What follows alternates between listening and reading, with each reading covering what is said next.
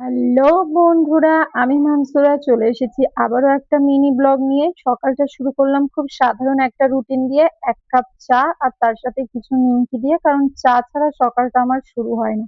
এরপর আমি ছেলের জন্য বানিয়ে নেব ওর সকালের খাবার। আজকে দেব চিড়ে, দুধ আর গাজর দিয়ে একটা মিক্সচার, সেটাই ওকে খাইয়ে দেব, কারণ ওর পেটটা যদি খালি থাকে ও খুব খুব দুষ্টুমি করে। তার জন্য আমার সকালে সবার প্রথম কাজ ওকে খাওয়ানো।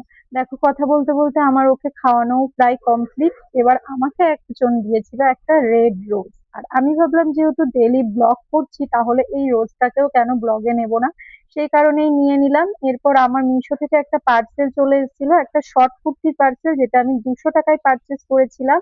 আর প্রিন্টটা ছিল অসাধারণ পিঙ্ক কালার। যদি তোমাদের কারোর ভালো লেগে থাকে, যদি লিংক চাও তাহলে আমাকে কমেন্ট করো, আমি লিঙ্কটা প্রোভাইড করে দেবো। এরপর আমি একটা আইসক্রিম খেয়ে নিলাম, আর আমার দিদি মাখাচ্ছিল আম। এখন আমের সিজন শেষ, তারপরেও কোথা থেকে একটা আম পেয়েছে আর সেটাই মাখাচ্ছিল টক টক লেবু দিয়ে।